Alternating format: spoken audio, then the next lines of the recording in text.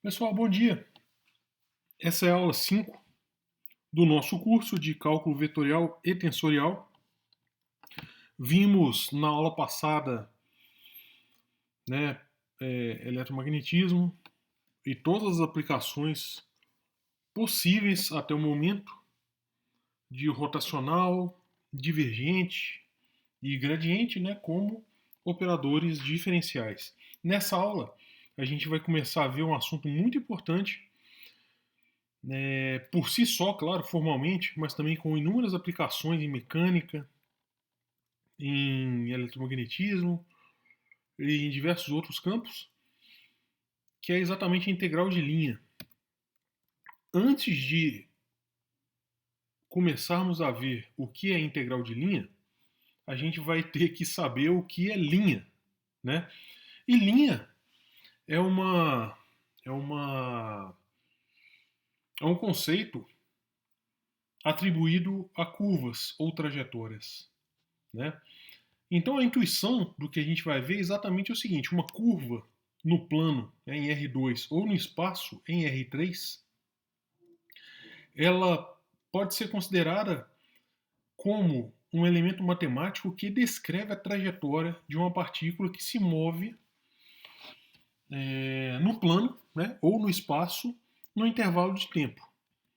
E a gente vai então, nessa aula, determinar as coordenadas de um ponto arbitrário de curvas, né, ou trajetórias.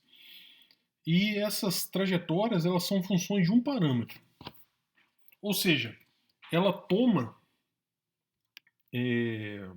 um parâmetro, né, vocês podem pensar esse parâmetro como sendo o tempo, tá? Mas não necessariamente. Ela toma um parâmetro na reta, né, no intervalo da reta, e uma curva parametrizada em Rn, lembrando que aqui a gente está trabalhando com n é igual a 2, que é o caso do plano R2, ou n é igual a 3, que é o caso do espaço onde n é igual a 3. Ela associa, é uma função que associa a cada número real dentro desse intervalo i, né, o intervalo da reta, um vetor que tem n componentes. Tá? Pode ter duas componentes para o, para o plano e três componentes para o espaço. Então pode ser x de t e y de t para o R2, o x de t, y de t e z de t para o R3. Tá? Mas vale, a definição vale para qualquer n, para qualquer n natural. A imagem é exatamente conhecida como sendo a trajetória da curva ou o traço da curva, tá bom? A imagem da função calculada em todo esse intervalo. Se uma curva, né, se uma trajetória é uma curva, vem a partir de uma curva parametrizada, então essas equações x é igual a x de t, y é igual a y de t e z é igual a z de t, é chamada a representação paramétrica da curva. Pessoal, em alguns livros, na literatura, essa curva pode ser chamada de gama, de G, de alfa, tá? Mas aqui eu estou chamando de R justamente para expressar que isso é o vetor posição de um ponto da curva. E, no caso particular, esse aqui para o caso R3, e quando a gente está tratando do caso de R2, essas equações x é igual a x de t, y é igual a y de t, constitui também a representação paramétrica de uma curva no plano. Então, de novo, as coordenadas do espaço elas são x, y e z. Só que elas vão depender de um parâmetro t. Tá? É a mesma coisa que vocês podem imaginar vocês caminhando. Tá? Vocês caminhando, por exemplo, da casa de vocês para a universidade. Vocês andam e as coordenadas x, y e z determinam a posição de vocês em cada instante do tempo. tá? E esse t, então, nesse exemplo da caminhada, ele parametriza o tempo. Vocês podem marcar o tempo sendo igual a zero quando vocês saem da sua casa e daqui a, sei lá, meia hora vocês chegam à universidade, tá? Por exemplo. Então, o exemplo 1, a gente vai estudar a parametrização de uma circunferência de raio A, tem que ser positivo, tá? Tem que ser o raio maior que zero, com centro na origem. Então, né, coordenadas polares aqui. X de t é igual a cosseno t e y de t é igual a seno t. Tá? O t vai de 0 a 2π. No caso, pessoal, esse t é exatamente o ângulo. Tá? Se vocês imaginarem aqui um vetor posição nessa circunferência azul, esse t é exatamente o θ, é o ângulo que o vetor posição em cima da circunferência ele ocupa, né, ele faz em relação ao eixo x. Então, o t aqui, no caso, é o ângulo. Tá? Ele, na verdade, não pode ser associado com o tempo aqui, nesse caso, porque o ângulo é igual a ωt. Tá? Onde o ômega é a velocidade angular. E bom, enfim, se vocês quiserem associar isso com o tempo, também tanto faz. Olha só, quando a gente eleva x quadrado, vai ser a quadrado cosseno quadrado de t. Mais y quadrado vai ser a quadrado seno ao quadrado de t. Como cosseno ao quadrado mais seno ao quadrado é igual a 1, então isso daqui é exatamente uma equação cartesiana, como vocês já viram em geometria analítica, de uma circunferência de raio A. Tá? Olhem só, para essa circunferência azul, vocês veem aqui que o raio é igual a 2. Tá? A circunferência encontra os eixos exatamente em 2, 2, menos 2 e menos 2. Então o raio aqui é igual a 2 na circunferência azul. E para a circunferência preta, aqui, o raio é unitário. Tá? Então aqui o desenho foi feito para dois possíveis raios de circunferência, mas essa é a forma arbitrária para qualquer A, o raio da circunferência sendo qualquer A positivo. Tá? Notem o seguinte, aqui pessoal, extremamente importante. Notem que parametrizada dessa maneira, tá? A cosseno t e A seno t, essa orientação é positiva, ou seja, a circunferência, se você andar, uma formiga aqui andar em cima dessa circunferência, ela percorrerá o sentido anti-horário, certo? E pela regra da mão direita, toda vez que percorre-se algum trajeto em sentido anti-horário, né? Então é a regra da mão direita. A orientação é positiva. Tá? Então isso aqui é importante, saber da orientação da curva também, quando necessário. Agora, exatamente um caso oposto agora. Olhem só. Aqui no slide 3, né, no exemplo 1, as circunferências elas estão sendo percorridas no sentido anti-horário, orientação positiva. Agora, no exemplo 1,5, a gente vai ver a mesma circunferência, né, a figura geométrica, o lugar geométrico é o mesmo, só que a orientação é negativa, sentido horário. Tá? Essa aqui é a regra da mão esquerda. Ou seja, se vocês colocarem aí sua mão esquerda em cima do slide, o seu dedão da mão esquerda vai estar apontando para você. E o sentido é horário. Como que a gente faz isso? Olhem só. Aqui no slide 3, o ângulo, né, esse T aqui, é exatamente um ângulo. Esse T aqui é exatamente o ângulo. E só ajeitar aqui, pronto. Beleza. Olhem só, sentido anti-horário. Então o ângulo ele é zero quando o vetor, aqui, imagina um vetor aqui no eixo x. Aqui o ângulo é zero. Então, você vai percorrendo a circunferência e esse ângulo vai de zero, né, até π sobre 2, até 90 graus, depois até π, que é 180 graus, logo depois a 270 graus, ou 3π sobre 2, e de novo 2π. E acaba aqui, porque aqui é de zero, né, o ângulo vai de 0 até 2π. Só que,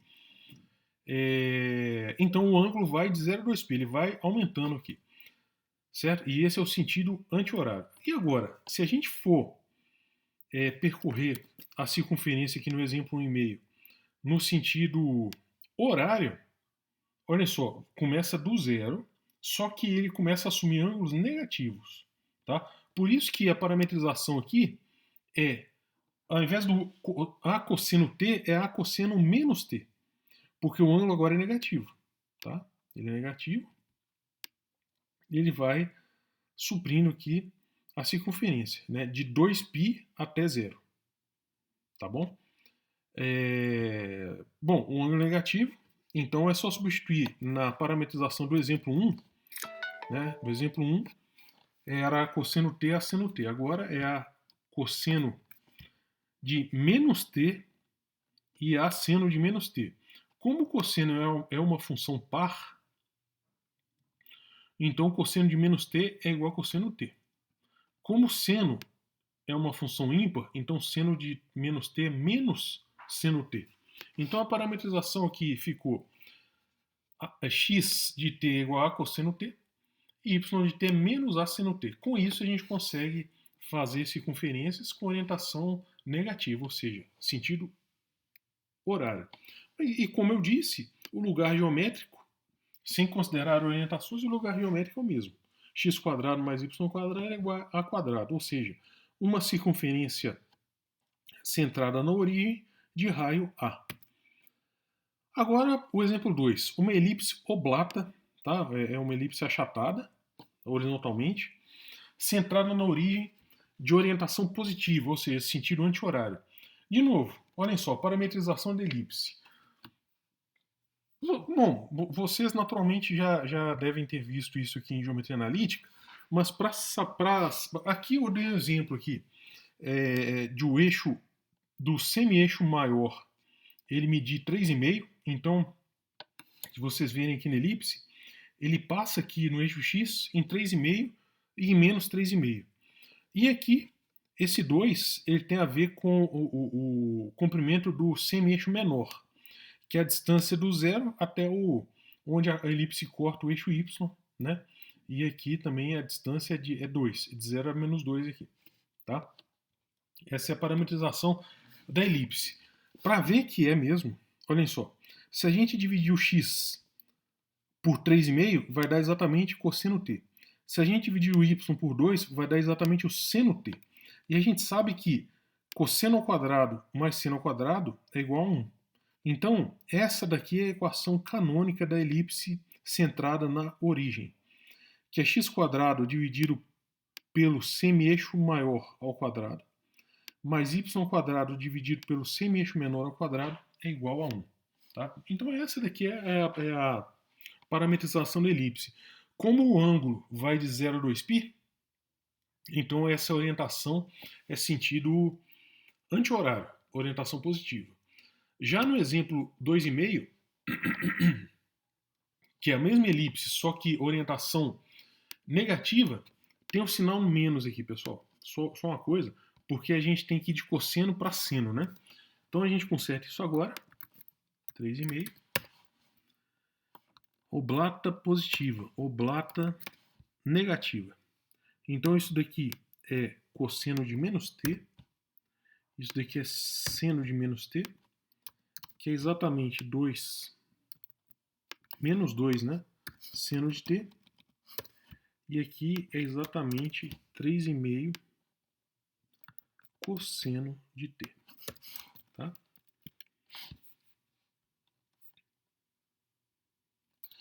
A gente conserta isso agora.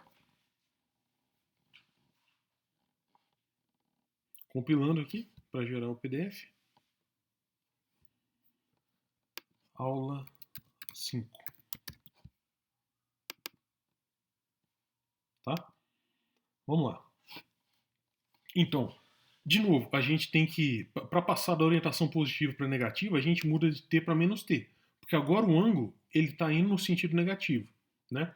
Então, x de t é igual a 3,5 cosseno t, nesse caso, pode ser qualquer número. Tá? Basta que o que multiplica o cosseno e o seno sejam diferentes, que já dá uma elipse. Então, nesse caso, eu escolhi o semi-eixo maior como sendo 3,5, o menor como sendo 2. E, substituindo o t pelo menos t, a gente tem essa parametrização que efetivamente só muda esse sinal negativo aqui do seno. Tá bom? Então, essa elipse oblata com orientação negativa. Exemplo 3, uma elipse prolata. Ou seja, ela é achatada verticalmente. E a única coisa que mudou foi que agora o semi-eixo maior ele está no eixo y, né? Então ele tem que ser maior, esse número, 3,5 no caso, tem que ser maior que o 2. Tá? E vocês podem colocar qualquer número aqui, 1 milhão, 10, enfim, qualquer coisa aqui, vai dar uma elipse. Tá? Obviamente a forma da elipse vai ser diferente. Para essa elipse com o semi-eixo maior, 3,5 agora no eixo y, e o semi-eixo menor 2 agora no eixo x, né, a parametrização é essa. E isso daqui dá uma parametrização de sentido anti-horário, positiva. Exemplo 4. Ainda em geometria analítica, né, o ramo de uma hipérbole ela é exatamente cosseno hiperbólico de t, x de t é igual a cosseno hiperbólico de t e y de t seno hiperbólico de t. Tá?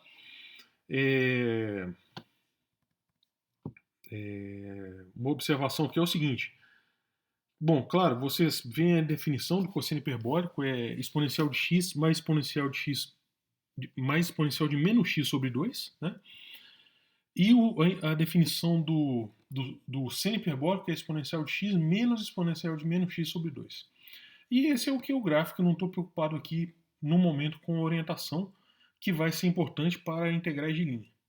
Tá? Quando a gente vê a definição de integrais de linha. Agora, esse é o ramo direito da hipérbole. Tá? Só que a hipérbole tem dois ramos, um direito e um esquerdo. O ramo esquerdo ele é parametrizado aqui com menos cosseno hiperbólico. E se a gente juntar o lado esquerdo e o lado direito, tá?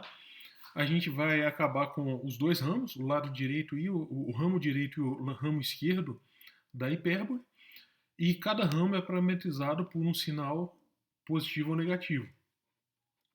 O cosseno hiperbólico e o seno hiperbólico, ao contrário do seno e cosseno, eles satisfazem uma relação recíproca aqui. Na verdade, né, o seno ao quadrado mais cosseno ao quadrado é igual a 1. No caso do cosseno hiperbólico e o seno hiperbólico, vai ficar cosseno hiperbólico ao quadrado, né, x quadrado, menos o y quadrado, que é o seno hiperbólico ao quadrado, é igual a 1. Satisfazem esta equação, esta propriedade. Exemplo que vocês já viram há anos, né, a parábola. O x é o próprio parâmetro, tá? Eu chamei o x de t.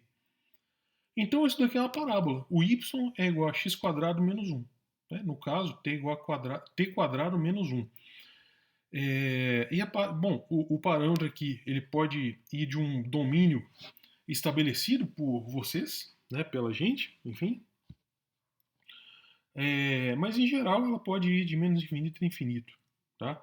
Aqui eu só fiz a parábola, o eixo y de menos 4 a 4, e é claro que a parábola acabou então em menos 2 aqui no eixo x e 2 no eixo x. Então a imagem dessa curva que eu fiz o gráfico aqui é de menos 2 a 2, tá? De menos 2 a 2, mas pode ir qualquer domínio aqui. O domínio é de menos infinito até infinito. Exemplo 8. Um arco, a gente já viu a circunferência, né? Mas eu posso, a circunferência toda, né? Vamos voltar lá no exemplo 1, olha só, a circunferência, essa circunferência de raio 1, preta aqui, o t vai de 0 a 2π. O ângulo vai de 0 a 2π. Tá? Só que aqui no exemplo 8, eu posso restringir o domínio não de ir de 0 a 2π, mas simplesmente de 0 até 180 graus. Tá? Então a parametrização vai ficar cosseno t seno t, né? X de t igual a cosseno t. Y de t é igual a seno de t. Só que o t agora vai de 0 a 180 graus. Só isso. Então isso parametriza um arco de circunferência que vai aqui de 0 até 180 graus, no sentido anti-horário, ou seja, sentido positivo. Exemplo 9.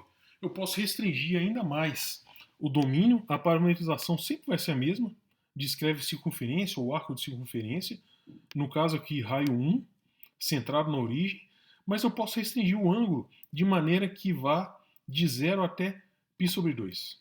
E eu posso restringir ainda mais, que vai de 0 a 45 graus, ou seja, π sobre 4. Tá? Então eu posso refinar esse domínio, né, restringindo este domínio e desenhando arcos de circunferência cada vez menores, arbitrários. Tá? Então a gente já sabe circunferência, elipse, hipérbole, parábola, arco de circunferência. E agora, olha só, vamos expandir um pouco mais o nosso conceito e vamos estudar esse exemplo aqui da espiral. O exemplo 11. Olha só que interessante esse.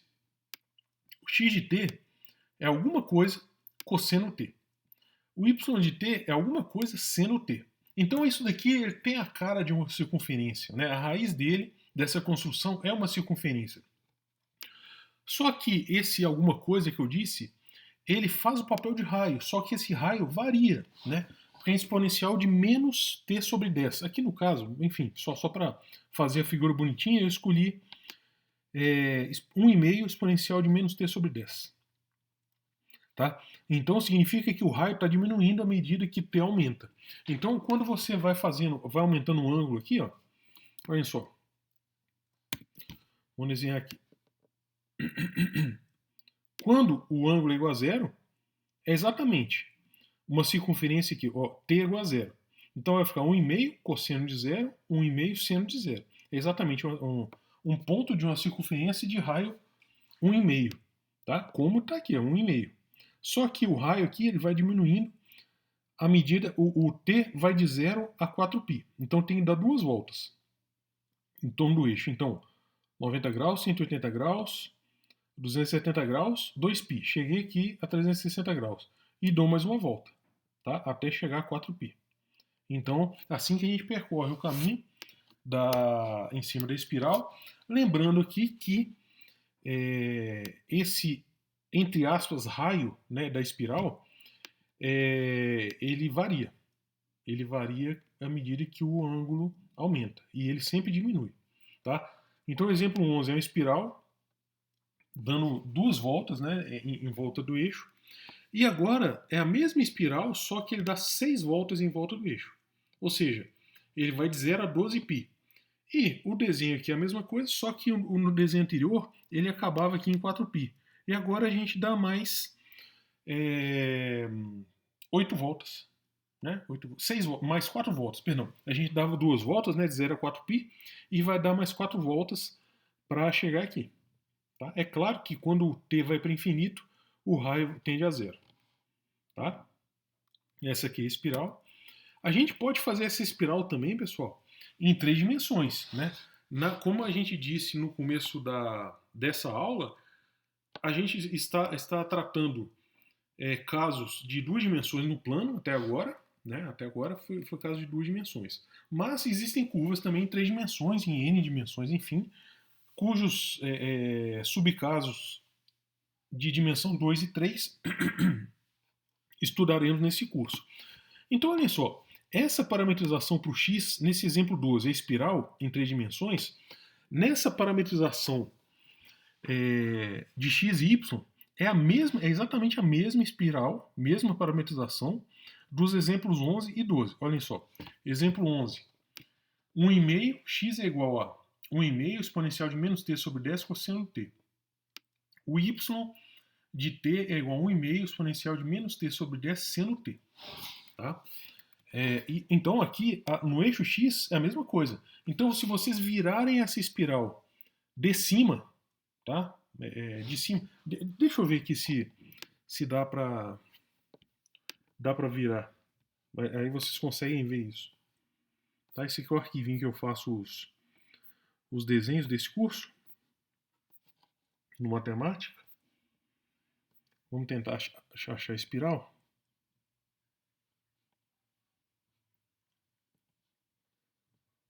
A nossa espiralzinha.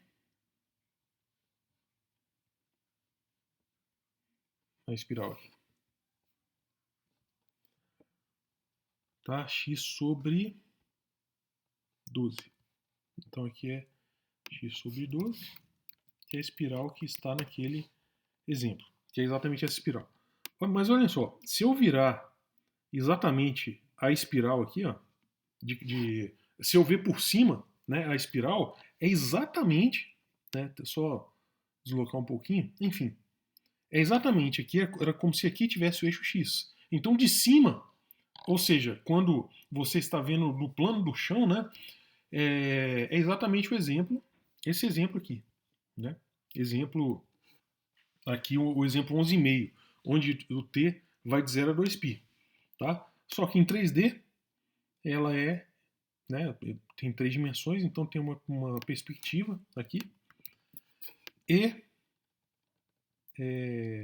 vamos voltar aqui, tá? Então a gente tem uma perspectiva em 3 dimensões. Só que o z agora é linear e ele vale t sobre 12. Tá? Então, à medida que vai espiralando aqui, existe também um crescimento na variável t, um crescimento linear.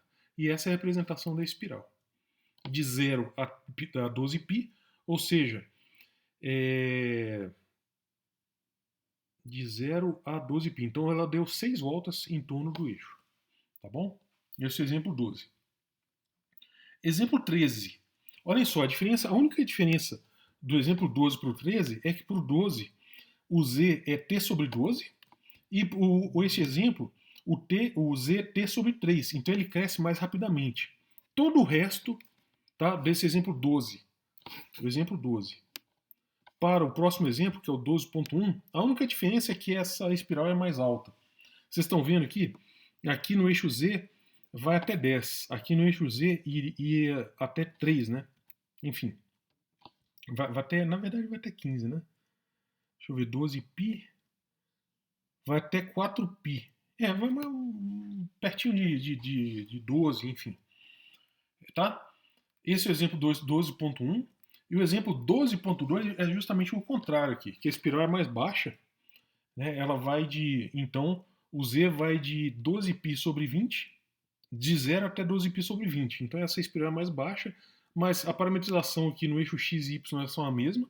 O domínio do ângulo é o mesmo, mas o que muda é só a altura da espiral. Tá bom? Vamos lá, exemplo 13. Helicoide. É exatamente como se fosse uma hélice, né? É um helicoide. Então, olha só, de novo, se a gente for ver lá no matemática, se a gente vê o helicoide aqui de cima, né, ele é exatamente uma circunferência. Tá? É exatamente uma circunferência. Só que essa circunferência, ela espirala agora com raio constante, né? Exatamente, o raio é constante, o raio é unitário, só que ela espirala para cima quando o z vai crescendo. Né? O z aqui vai de 0 a 2π, tá? O z vai de 0 a 2π porque a definição dele é t sobre 3. Tá bom? Então você pode, a distância, pessoal, a distância aqui entre fixa aqui um ponto xy, por exemplo, o ponto onde está essa setinha aqui. Agora, quando você der uma volta completa no helicoide, uma volta completa de 2π no helicoide, como o raio é constante, essa setinha aqui, depois de 2π, vai estar na mesma posição no eixo XY do que essa setinha aqui e dessa setinha aqui embaixo também. Tá? E essa distância, ela chama passo do helicoide. Tá bom? Então é exatamente essa distância. Então essa função aqui, ela define essa distância entre pontos do helicoide quando você dá uma volta de 2π. Exemplo 13.1. Tá? Olha só, é a mesma parametrização. Aqui é x de t é cosseno t, y de t é igual a seno t, z de t é igual a t sobre 3. Então o exemplo 13.1 é a mesma parametrização.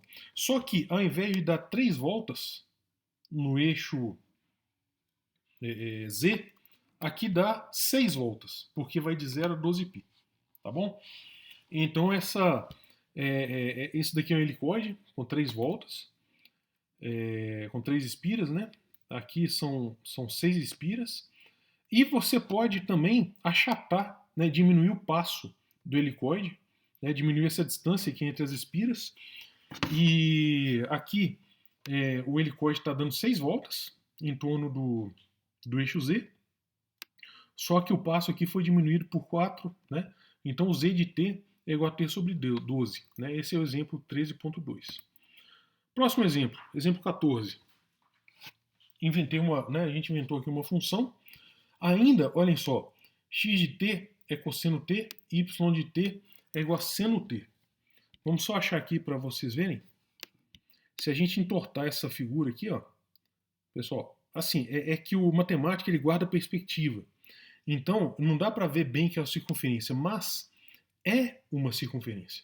Tá? Se vocês virem, pela definição, olhem só, se vocês tamparem aqui o z, vai dar x de t é igual a cosseno t. Y de t é igual a seno t. Então, de cima vai ser uma circunferência de raio 1. Tá? Se vocês virem de cima. Só que o z aqui é muito estranho, né? O z de t foi definido como raiz de t mais seno de 5t sobre 5. Tá? E isso faz com que o z ele varie aqui de uma forma bastante estranha e nos dê essa figura.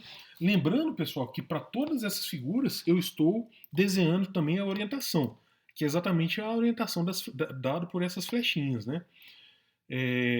Então, todas essas figuras possuem, de 3 dimensões que a gente desenhou aqui, né, espiral, helicoide, eles possuem orientação positiva. Então, eles estão sempre no sentido anti-horário vistos de cima.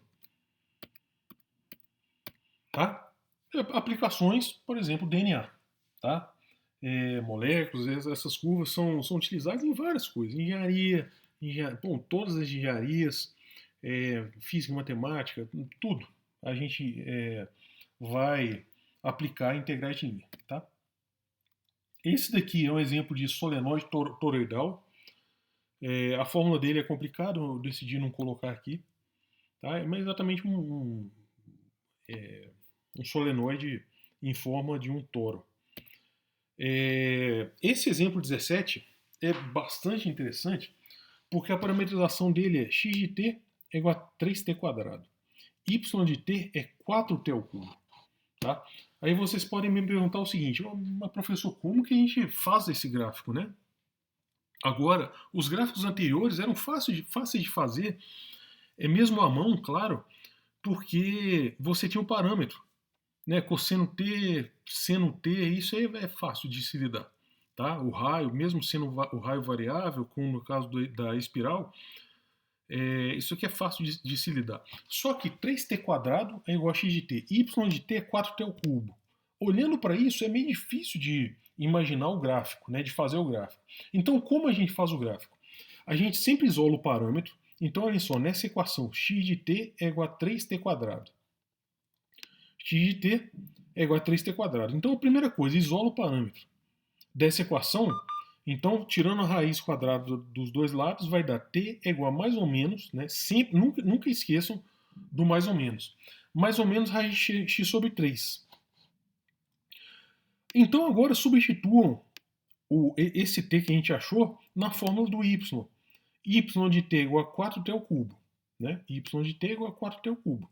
Só que o t a gente mostrou que é mais ou menos raiz de x sobre 3. Então vai ficar o y é igual a 4, mais ou menos 4, raiz quadrada de x sobre 3 elevado ao cubo.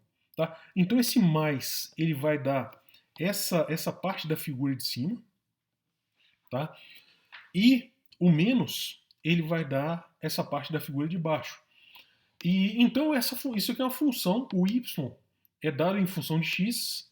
Então a gente pode escrever o y como mais ou menos 4 raiz quadrada de x sobre 3 elevado ao cubo. Então isso daqui vai como um x elevado a 3 meios. Tá?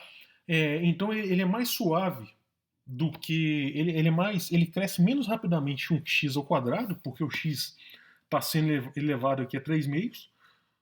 Né? Então ele não é tão inclinado como uma parábola, como se fosse a parábola aqui x quadrado, mas ele, é claro, ele é mais do que a reta, y igual a x. Tá? Então é assim que a gente analisa, e aí vocês atribuem, olha, para x é igual a 0, y é igual a 0, para x é igual a 1, o y aqui na parte de cima vai dar 4 raiz quadrada de 1/3 elevado ao cubo, e então, ponto a ponto, vocês fazem esse gráfico. Tá? Ponto a ponto, simplesmente fazendo o y em função de x. E qualquer função no plano, né, y, quando é uma função de x, você é só traçar ponto a ponto, e depois de um certo número de pontos, vocês traçam a linha entre esses pontos. Tá? Então é assim que faço o gráfico à mão. Esse exemplo 18. X de t é igual a t. Ou seja, esse aqui é um gráfico simples de uma função. Y de t é igual a exponencial de t sobre 6 cosseno t. Tá? Ou como x é igual a t, vocês poderiam expressar aqui o y como sendo exponencial de x sobre 6 cosseno x. Tá? Esse é o caso de uma função explícita. Então, olha só, essa parte do cosseno, ela é responsável por oscilar, né, por essa oscilação a cada 2π, né? E isso daqui, exponencial de t sobre 6, essa oscilação está crescendo, a amplitude dessa oscilação está crescendo cada vez mais. Tá? Cada vez mais. Aqui eu fiz o t de menos 10 até 10. Exemplo 18. Exemplo 19. Olha só. Como a exponencial é de t sobre 6, isso daqui oscila, claro, e a amplitude vai crescendo. Aqui o exemplo 19 é a exponencial de t sobre 3, ou seja, a amplitude ela cresce mais rapidamente. Tá? E essa parte do cosseno, nesse gráfico, ela é responsável pela oscilação dessa função, nesse domínio dado. Exemplo 20. Olha só, no exemplo 1, a gente viu a circunferência centrada na origem. Tá? Mas o centro dela pode ser qualquer um. Por exemplo, aqui a gente desenhou circunferência de raio 3, então esse raio 3 é x de t 3 cosseno t, y de t 3 seno t. Se fosse centrado na origem, mas como está centrado aqui no ponto 3 e 2, né, x igual a 3 e y igual a 2, basta colocar aqui o centro. X igual a 3 e y igual a 2. Né, e desenhando aqui a circunferência, né, vai dar de 0 a 2π, vai dar exatamente a circunferência de raio 3, centrada no ponto 3, 2. A mesma coisa pode ser para elipse deslocada, né? Não precisa, essas figuras não precisam estar centradas no centro, no centro do sistema de coordenadas, né? 0, 0, não precisa.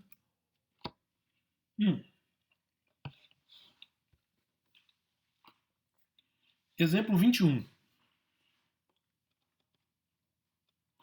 O famosíssimo Folium de Descartes. Descartes, né, em francês. X de t é igual a... Pode ser qualquer número aqui, pessoal. Aqui eu escolhi 6, tá? Mas o fólium, você pode colocar um A aqui, tá? A única diferença vai mudar a forma, o achatamento, né? E o alongamento desse peixinho aqui, que é o fólium de Descartes. Então aqui eu coloquei 6. X de t é igual a 6, t² menos 1. sobre 3t quadrado mais 1. E o y de t é 6t, que multiplica t quadrado menos 1 dividido por 3t quadrado mais 1. E eu fiz aqui de menos 3 até 3 o parâmetro. Então, esse daqui é o fórum de Descartes. E se vocês variarem o parâmetro, olhem só, aqui eu coloquei 9, tá? Aqui, a figura que eu mostrei para vocês, t igual a 6. Aqui eu coloquei perdão, aquele parâmetro, que aqui é 6, eu coloquei aqui 9, esse peixinho vermelho. E aqui embaixo eu coloquei 12,5. E aqui eu fiz as 3 figuras juntas. Tá? Então vocês estão vendo que se mudar esse parâmetro aqui, esse número que acompanha o x e o y, vai mudar o formato. Tá? Mas no final das contas, esse é o formato do fólio de Descartes. Exemplo 22. A lemniscata de Bernoulli. Então é uma figura historicamente muito importante. X de t é igual a cosseno t dividido por 1 mais seno ao quadrado de t. E o y de t é cosseno t seno t dividido por 1 mais seno ao quadrado de t. Tá? Então essa aqui é a lemniscata de Bernoulli. Esse daqui é uma figura de um cicloide. X de t é um número, que eu escolhi aqui 0,6. T menos seno t. E o y de t é 1 menos cosseno t. E eu desenhei aqui indo de menos 12 até 12 o t. Tá? E é cicloide, pessoal, porque justamente se vocês pintarem aqui num círculo um ponto fixo, pinte aqui, tá, o círculo, e façam esse círculo andar da esquerda para a direita aqui no eixo X, então esse ponto que vocês pintaram em cima do círculo, ele vai descrever exatamente uma cicloide. Então por isso que chama cicloide. Tá? E aqui, no caso aqui, deu o círculo deu 4 voltas completas. Né? Então a figura é o lugar geométrico do ponto de um círculo fixo, enquanto esse círculo ele roda em direção ao sentido positivo do eixo X. Tá? Eu estou fazendo aqui vários exemplos, pessoal, porque a gente vai ver em integrais de linha, a gente vai calcular essas integrais de linha em diversas curvas. Né? Então a gente tem que ter bastante contato e exemplificação de vários tipos de curvas, né, para ter bastante conforto para trabalharmos com diversos tipos de curvas. Exemplo 24. X de t é igual a t, y de t é igual a t quadrado. Então, se a gente prestar atenção somente no eixo, no plano xy, isso daqui é uma parábola. Xy é igual a x quadrado. Tá? Só que tem ainda na jogada o z, que cresce cubicamente. Né? Z de t é igual a t ao cubo. Então esse aqui é o desenho, né, dessa curva. O parâmetro aqui vai de 0 a t de 0 a 2. Exemplo 25. Esse também é um exemplo muito importante que a gente vai trabalhar já nessa aula. Um exemplo de integral de linha. Então, x de t é igual a cosseno ao cubo de t, y de t é igual a seno ao cubo de t, e o z de t é igual a t sobre 6. Tá? O t aqui vai de menos 2π a 2π. Então, ele dá 2 voltas em torno do eixo z. Tá? Pessoal, isso daqui, esse exemplo 25, é simplesmente uma elongação tridimensional dessa nossa figura aqui, ó, exemplo 26. Tá? Olha só, x de t é igual a cosseno ao cubo de t, y de t é igual a seno ao cubo de t. Então isso daqui é como se fosse um losango encurvado, né, envergado para dentro. E se vocês, então, tirar, por exemplo, escolha esse ponto aqui, 1, do eixo x. Se vocês desatacharem as duas pontas do losango, deixar uma ponta no chão e subir a outra, vai dar exatamente o exemplo 25. Tá? Exatamente o exemplo 25. E do exemplo 25 para o exemplo 25,5, a única coisa foi o seguinte, olha só, a única diferença é o domínio. Aqui no exemplo 25, o t vai de menos 2π a 2π, e aqui no exemplo 26, o t vai de 0 a 7π sobre 2. Tá? Notem que as figuras são ligeiramente diferentes, mas obviamente são diferentes. Exemplo 26, que é só o caso de duas dimensões, da mesma parametrização que a gente viu no exemplo 25 e 25,5. E um exemplo, aqui o exemplo 27, que é muito importante, que é o segmento de reta entre dois pontos.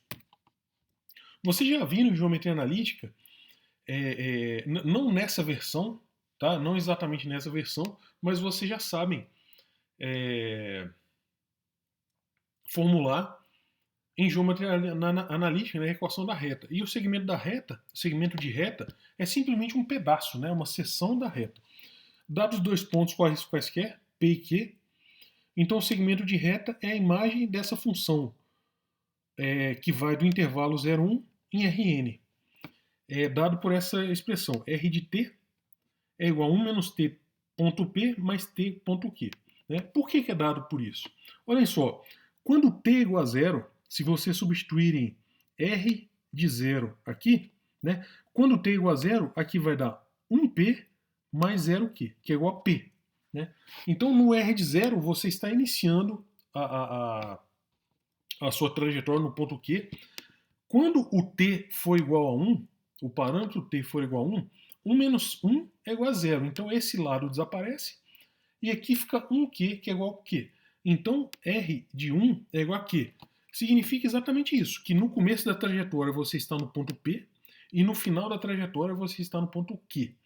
Aqui a gente escolheu o ponto P como sendo 0,1, o ponto Q como sendo 3,2. Na nossa expressão, né, de segmento de reta, a gente substitui aqui o ponto 0,1 e aqui o ponto 3,2. Multiplicando, né, ambos as componentes do vetor por 1 menos t aqui e ambas as componentes do vetor do ponto Q por t, a curva vai ser justamente parametrizada por 3t, a componente x, e a componente y é 1 mais t. Então este é o segmento de reta que liga os pontos 0, 1 e 3 e 2. Tá? E isso vai para qualquer ponto. Esse aqui é só um exemplo que eu fiz. Vamos começar com a integral de linha?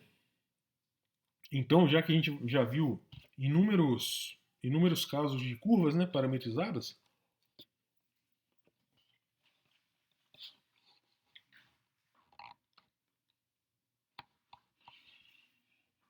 a principal motivação, né, uma das motivações de estudarmos integrais de linhas é ver, por exemplo, o trabalho de uma força, a circulação do campo elétrico e do campo magnético. Portanto, precisamos definir a integral de linha. Toma um intervalo que vai de A até B da reta, uma função do intervalo em R3, no caso do tridimensional, né? A gente já viu que é uma trajetória, ou caminho ou curva, contínua, né, em R3, e essa trajetória é suave se a derivada R' de t existir e ela for contínua. Tá? Então, por exemplo, imagina que em torno dessa linha aqui, no gráfico aqui abaixo, existe uma partícula, tá? É exatamente a trajetória de uma partícula que se move ao longo de uma curva sob a ação de uma força F. E essa força, pessoal, é um campo vetorial. Ela varia de ponto a ponto. Então, o trabalho, né? Vocês já viram em fenômenos mecânicos, vocês já viram antes de entrar no FBC que trabalho é força vezes deslocamento. Mas, depois de geometria analítica e depois de fenômenos mecânicos, o trabalho é exatamente essa integral de linha de força vezes deslocamento. Tá? Só que o R ele denota o vetor posição da curva. Tá? Como a curva ela tem um parâmetro t, então esse dr é exatamente pela regra da cadeia. O R depende só do tempo, então quando eu derivo o R é igual a dr dt vezes dt. E o dr dt exatamente, eu chamo de R' de t, certo? Então o trabalho realizado pela força F ao longo do caminho da curva, né, C, é exatamente a integral de Riemann, a integral simples, de A até B, da força do campo vetorial F avaliado na curva, produto escalar com a tangente à curva dt. Tá? Essa é a definição de integral de linha. E uma das motivações dela, como a gente viu nesse slide, é justamente calcular o trabalho da força quando uma partícula se move em torno de uma curva. Uma observação importante aqui é a seguinte: a gente já viu que, por exemplo, imagina que a curva, né, a curva, essa função g de t, e a derivada, vocês já viram lá em FUV que, né, em função de uma variável, em cálculo 1, que a definição de derivada de uma função é o limite quando h tende a zero da função avaliada no ponto t mais h menos a função dividido por h. Tá? Então, o que acontece aqui na curva? Olha só, a gente tem uma curva, tá? G de t mais h, que é esse ponto Q, e o ponto P, que é G de t. Quando a gente faz essa diferença G de t mais h menos G de t, vai dar exatamente a secante, que é uma linha que une dois pontos da curva. Só que quando esse h vai para zero, essa distância entre o P e o Q ele vai diminuindo até tender a zero. E quando tende a zero, não é mais a secante, é a tangente. Tá? Então esse vetor aqui, vamos voltar só no slide anterior, antes de continuar. Este vetor aqui, R' de t, se a curva é parametrizada por R de t, né, então o R' é exatamente o vetor tangente à curva. Tá? É exatamente isso que está descrito aqui. Então vamos um exemplo. Olhem só. Calcule a integral de linha do campo vetorial. O campo vetorial F, que depende das variáveis x e y, ele é dado por menos y na direção i, mais yx na direção j. Tá? Então ele tem coordenadas menos y e yx. Só que a gente quer calcular a integral de linha desse campo ao longo da curva, que é acima circunferência superior orientada no sentido anti-horário. Tá? Como desenhar aqui. Então, olha só, pessoal. Imagine aqui, por exemplo, que existe uma formiga aqui, um mosquito, que quer percorrer essa curva, tá? Está ventando. Esse campo vetorial é exatamente a velocidade do vento no espaço todo. Esse campo vetorial, o domínio dele é todo plano. Tá? É exatamente o R2. Então, o campo vetorial ele é definido no R2 inteiro. Só que, olhem só, pela definição de integral de linha, eu tenho que efetuar o cálculo do campo vetorial na curva e fazer com o produto escalar da tangente na curva. Tá? Que vocês podem lembrar mnemonicamente disso, que é força vezes deslocamento. Então, não me interessa muito aqui o espaço inteiro. Tá? Me interessa exatamente esse campo vetorial ao longo da curva.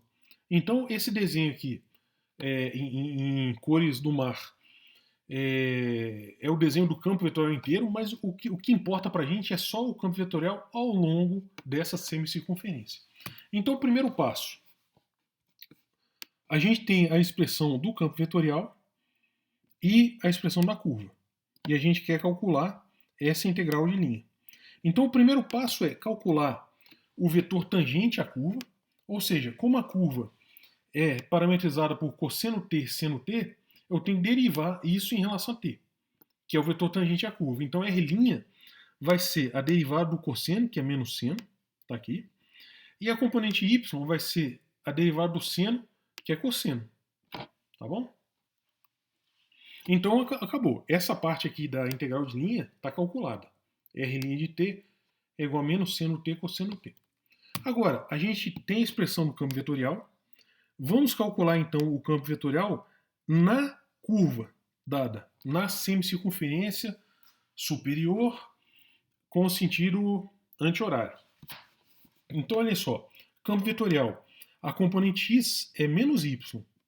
Então aqui eu vou colocar o menos y, porque o y é seno t, então aqui é menos seno t. A componente y do campo vetorial é yx. Então aqui a gente vai colocar yx.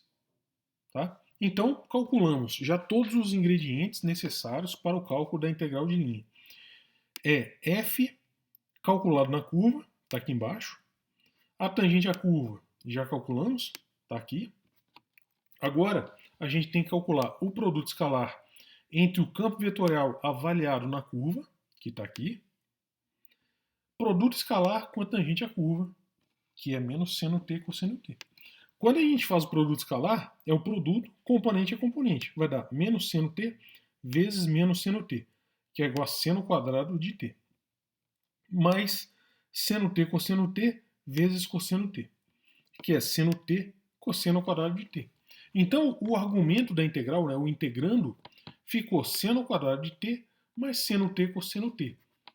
Portanto, a integral de linha é o domínio, né, o intervalo aqui do segmento de reta no domínio.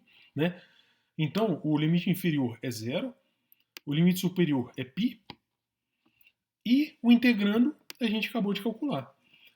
O integrando de uma soma é a soma dos integrandos, pois essa função é bem comportada matematicamente. Então eu vou ficar aqui com uma integral de seno ao quadrado de t, mas se vocês lembrarem, né, seno ao quadrado de t é 1 menos cosseno de 2t sobre 2. E a gente fica com outra integral aqui em vermelho, que é seno t cosseno ao quadrado de t dt. Só que vamos observar o seguinte, pessoal, olhem só. Vamos colocar um sinal, aqui é o sinal positivo. Então vamos colocar um sinal negativo aqui. Para compensar, vamos colocar um sinal negativo aqui também. E observar que seno t, né, com esse sinal negativo, dt, então menos seno t dt, é a diferencial do cosseno t.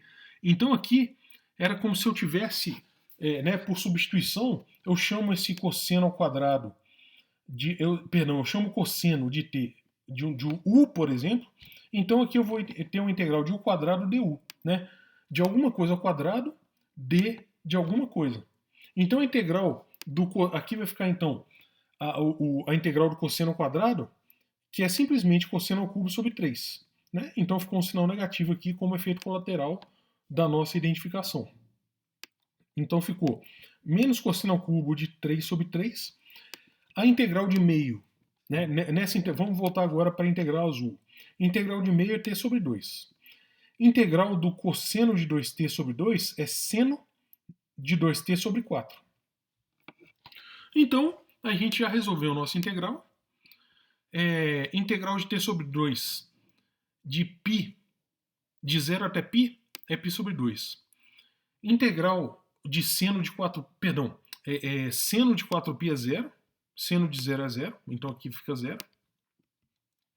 Agora, esse menos 1/3 eu vou deixar aqui fora para ficar o cosseno de π ao cubo é menos 1. Menos cosseno de 0 ao cubo, que é menos 1 também. Tá? Então, a integral de linha do campo vetorial dado é quando uma partícula se move em torno da circunferência, finalmente é π sobre 2 mais 2/3 e acabou. Tá? Então essa é a resposta da nossa integral de linha. Exemplo 30. Calcule a integral de linha desse campo f, que tem coordenadas x2 e xy, ao longo da parábola x é igual a y², ligando os pontos 1 e menos 1 a 1 e 1. Tá? Então o ponto 1 e menos 1 é esse ponto aqui embaixo. Então a orientação dessa parábola é de baixo para cima. Tá? De novo, pessoal, vocês podem pensar o seguinte, que existe aqui um mosquito, uma formiguinha, qualquer coisa, um avião, enfim, e esse daqui, o campo vetorial, ele descreve o vento, por exemplo. Né? Se vocês imaginarem que isso seja uma embarcação percorrendo essa trajetória, então isso daqui o campo vetorial pode representar, por exemplo, o mar, né? Exatamente as partículas, o campo de velocidades das partículas do fluido que constituem o mar, né? Da água do mar. Então é exatamente isso. O trabalho, essa integral de linha, avalia o trabalho de uma partícula que se move dessa parábola, desse ponto aqui embaixo até o ponto de cima da parábola, quando está ventando, né,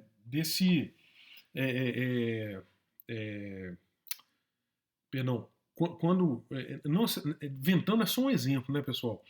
Quando esse campo vetorial está agindo sobre a partícula. Mas como eu disse, né, se daqui for um mosquito, um avião, qualquer coisa que vocês considerarem partícula, dependendo da escala que vocês estão considerando, quando isso daqui for descrever uma partícula, então o trabalho dessa partícula ao se mover em cima dessa parábola sob a ação desse campo vetorial.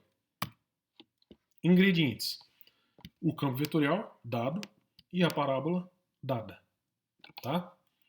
X é igual a y quadrado. Então eu chamo o y do parâmetro, como x é igual a y quadrado, o x vai ser t quadrado. Então essa é a parametrização da parábola. Lembrem que a gente sempre tem que parametrizar a curva. Notem que aqui a curva foi dada em termos de uma função. Então, quando for dado em termos de uma função, chamem um dos parâmetros de t, eu chamei o x, o y de t, né? O y eu chamei de t, e como x é igual a y quadrado, então o x vai ser t quadrado. Então, logo, a gente tem que calcular essa integral de linha, de menos 1 a 1, porque o parâmetro vai de menos 1 a 1. Vetor tangente à curva. R de t é igual a t quadrado e t. Então a derivada do t quadrado é 2t, a componente x. A derivada do t igual a 1, componente y. E vamos calcular o campo vetorial, né? Então o vetor tangente está feito. O campo vetorial é x quadrado, então vai ser t a quarta. E a componente y é xy. A componente de y então vai ficar xy. T quadrado vezes t, que é igual a t ao cubo. Agora a gente tem que calcular o produto escalar entre o campo vetorial avaliado na curva e a tangente à curva, que é 2t e 1, vezes o produto escalar, né? Vezes o vetor t elevado a 4 e t elevado ao cubo. Calculando esse produto escalar vai ser 2t a 5 mais t ao cubo. Agora é só a gente calcular então a integral de menos 1 a 1 de 2t a 5 mais t ao cubo.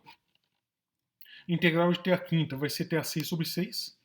Integral de t ao cubo vai ser t a quarta sobre 4. Tá? Só uma coisinha, pessoal. Tem um sinal, não vai dar diferença nenhuma no nosso resultado, mas tem um sinal lá negativo que a gente vai resolver isso agora. Pronto. Aqui é positivo.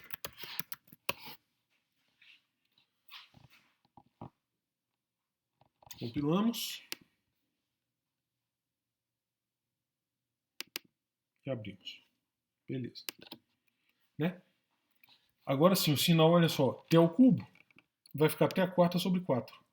Quando a gente avalia de funções pares avaliadas em um intervalo simétrico da reta, ou seja, de menos alguma coisa até mais aquela mesma coisa, né, de menos 1 a 1 aqui no caso, sempre vai dar zero. Tá? Então aqui estão as contas explícitas e o resultado dá zero. Tá? Exemplo 31. Vamos calcular a integral de linha. Vamos só também aproveitar para ajeitar uma coisinha aqui.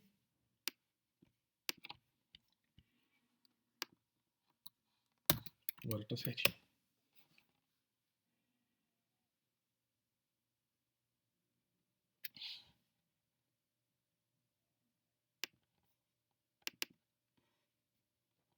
Olha só. Já faltou cosseno, né? Beleza. Prontinho. Aqui embaixo também.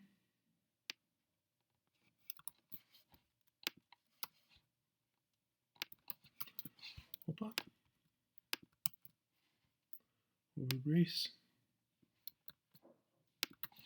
Beleza, compilamos e continuamos com a aula.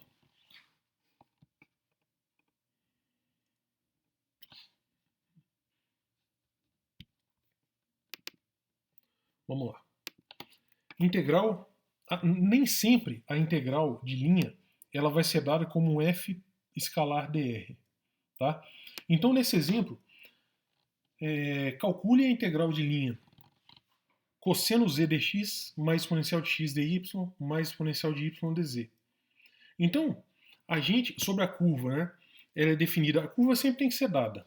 A curva é definida por r de t é igual a 1t exponencial de t, no intervalo de 0 até 2.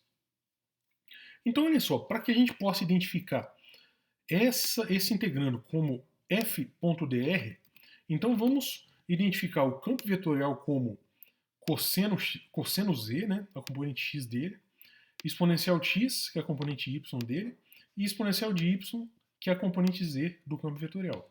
E vamos identificar esse dx, dy e dz, aqui do integrando, como sendo exatamente o dr. Tá? Então isso daqui é exatamente o produto escalar. O integrando é o produto escalar entre esse campo vetorial e o dr, dessa maneira. Tá?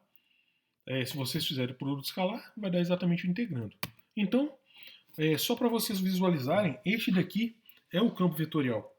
Cosseno z, exponencial de x, exponencial de y.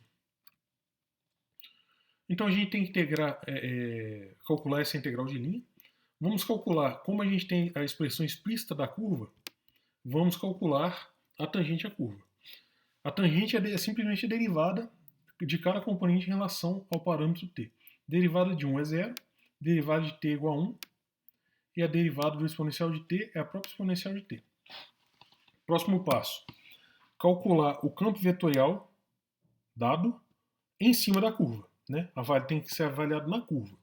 Ou seja, a curva, o x é igual a 1, y é igual a t, z é igual a exponencial de t.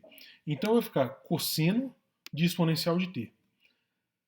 A componente y vai ficar exponencial de x, que é exponencial de 1, que é simplesmente um número de Euler. E exponencial de y vai ser exponencial de t, que é exponencial de t. Agora a gente tem que calcular o produto escalar entre o campo vetorial avaliado na curva e a tangente. Fazendo esse produto escalar, o resultado vai ser esse e, né, o número de Euler, mais exponencial de 2t. E agora a gente tem que calcular essa integral. Integral de e. E é uma constante, a constante de Euler, né, vale 2,718 mais alguma coisa, né? Aproximadamente 2,718. Então, a integral de constante vai ser a própria constante, avaliado de 0 a 2 vai ser 2e. E aqui vai ser exponencial de 2t sobre 2, avaliado de 0 a 2, né? Porque a integral de exponencial de 2t é exponencial de 2t sobre 2, a integral.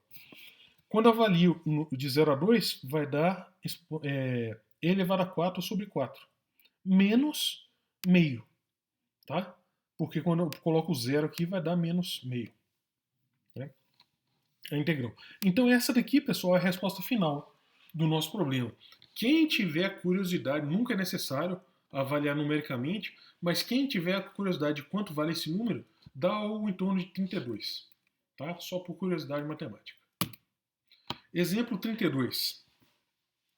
Calcule a integral de linha de seno z dx mais cosseno z dy menos raiz cúbica de xy dz. A curva a gente já viu nos nossos exemplos pregressos. Essa curva, cosseno ao cubo de t, seno ao cubo de t e t, no intervalo de 0 a 7π sobre 2. Essa curva a gente já viu em alguns exemplos dessa aula.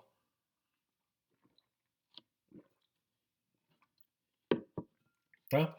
Então, para que a gente identifique esse cara aqui, o integrando, como um f produto escalar dr, De novo, é simplesmente ler o integrando. Então, esse dx, dy e dz do integrando são exatamente as componentes do dr. Então, o campo vetorial vai ser seno z, cosseno z e menos raiz cúbica de xy. Tá?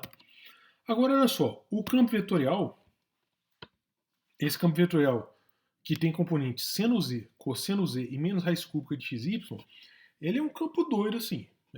Isso aqui é quase impossível fazer à mão em 3 dimensões, como a gente já viu em aulas passadas. Então aqui eu fiz o gráfico desse campo vetorial só para a gente entender o que está acontecendo. Tá? E a curva é essa daqui. Então imaginem que esta curva, exatamente esta curva, esteja imersa dentro deste campo vetorial. Tá? E suponha que você seja um mosquitinho lá, claro. Essa daqui é a força, claro, unida à força gravitacional, você seja um mosquitinho, você esteja considerando um mosquitinho, né, que anda ao longo dessa curva e esteja ventando, e o vento, as partículas do ar tenham esse perfil de velocidade. Então, calcule o trabalho que esse mosquito vai ter para andar de uma ponta a outra na curva. Tá? E como eu disse, isso aí pode ser feito por um avião, para qualquer coisa, para um barco, para qualquer coisa que vocês estejam considerando como uma partícula. Tá? Apesar de um barco, se o barco tiver com esse perfil aqui de curva, significa que o mar está muito agitado. Né? Enfim. Então, a curva é dada, cosseno ao cubo de t, seno ao cubo de t e t. A derivada de cosseno ao cubo em relação a t é menos 3 cosseno ao quadrado de t, né, que é a derivada do cosseno. Perdão, a derivada do cosseno é só 3 cosseno ao quadrado de t, vezes a derivada do cosseno em relação a t, que é menos seno t. Então, daí que vem esse sinal negativo. Derivada do seno ao cubo vai ser 3 seno ao quadrado de t, vezes a derivada do seno em relação a t, que é cosseno t. E a derivada do t, que é a componente z, né? A derivada de t em relação a t é igual a 1. Agora, avaliando este campo vetorial na curva, né? Olhem só. Avaliando um campo vetorial na curva. Então é seno de z. Z é igual a t. Então vai ficar seno de t. A componente y é cosseno de z. Z é igual a t. Então vai ficar cosseno de t. Agora, raiz cúbica de xy é raiz cúbica de cosseno ao cubo de t, seno ao cubo de t. Então a raiz cúbica vai matar esse cubo, então vai ficar só menos seno t cosseno t. Então a gente tem a tangente, a curva, a gente tem o campo vetorial avaliado na curva, e a gente quer calcular o integrando, que é o produto escalar entre o vetor, o campo vetorial avaliado na curva e a tangente à curva. Como essas duas contas a gente já fez, façam essas contas aí, tá? Aqui a conta é dada explicitamente. O resultado vai ser menos seno t cosseno t. Então, avaliado de 0 a π sobre 2. O sinal negativo sai da integral, ficou seno t cosseno t. Só que, de novo, pessoal, analogamente ao exemplo anterior, a um exemplo anterior, né, ao antepenúltimo exemplo, cosseno t dt é exatamente a diferencial de seno t. Então, a integral de u du vai ficar exatamente integral, o resultado vai dar seno ao quadrado de t sobre 2, avaliado de 0 a 7π sobre 2. Esse menos meio cai para fora, né? Aqui cai fora da integral. Seno ao quadrado de 7π sobre 2 é igual a seno de π sobre 2, que é a seno de 90 graus, que é igual a 1. Tá? E seno de 0 é 0. Então o resultado dessa integral é menos meio. Tá? E o último exemplo. Calcule o trabalho da força descrita pelo campo vetorial f de x, y, z, que é igual a x quadrado, xy em 1, sobre uma partícula que se move ao longo dessa curva, tt quadrado em 1, e o t vai de 0 a 1. Tá? Então imagine de novo que essa curva esteja imersa nesse campo vetorial. Tá? Esse campo vetorial pode escrever o vento, por exemplo, e você quer calcular o trabalho da partícula que se move de um ponto extremo ao outro extremo da curva quando está ventando dessa maneira. Vocês podem imaginar que isso descreva esse problema. Tá? Então vamos lá. Primeira coisa, a gente tem que calcular a tangente à curva. Tá? A curva é t quadrado em 1. A derivada disso em relação a t vai ser 1, tá aqui. Derivada de t quadrado vai dar 2t. E a derivada de 1 vai dar 0. Então essa é a tangente à curva. O campo vetorial avaliado na curva é x quadrado. Então, como x é igual a t, aqui vai dar t quadrado. A coordenada y do campo vetorial é xy. X é igual a t, y é igual a t quadrado, então aqui vai dar t ao cubo. E o z é constante que é igual a 1, então o z é constante que é igual a 1. Tá? E finalmente, o produto escalar entre o vetor avaliado na curva e a tangente à curva, a gente já calculou os dois. Calculando o produto escalar, vai dar t quadrado mais 2t à quarta. E isso daqui é fácil de se resolver. Né? É de 0 a... Perdão, de 0 a 1, né, pessoal? De 0 a 1 aqui. Não é de 0 a π.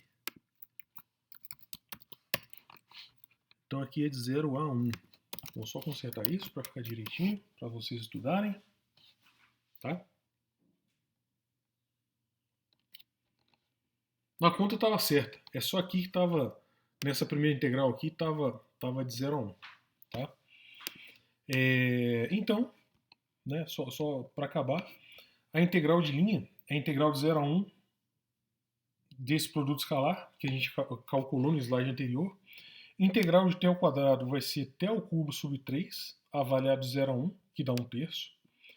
Integral de t ao quarta vai ser t a 5 sobre 5, avaliado de 0 a 1 vai dar 1/5, vezes esse 2 vai dar 2/5. E tirando aqui o mínimo múltiplo comum, vai dar 11/5. Então o trabalho realizado pela força, né?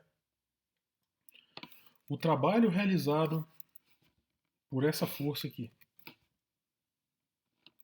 Ah, tá, entendi. Só um pouquinho.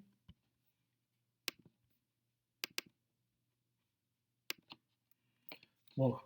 O trabalho realizado por essa força ao longo dessa curva, né? Como a gente indicou aqui nesses dois desenhos, né? O campo vetorial é dado por esse desenho à direita, a curva é dado por esse desenho vermelho, desse gráfico vermelho à esquerda. Então o trabalho dessa força sobre uma partícula que se move ao longo dessa curva dá exatamente 11/5 joules. Tá? Se for o seu trabalho, então é dado em joules, porque as unidades são sempre, aqui no nosso curso, serão sempre no Sistema Internacional de Unidades. Tá bom? Então aqui acaba a nossa aula 5, e na aula que vem a gente continua com integral de linha. E então boa tarde para vocês.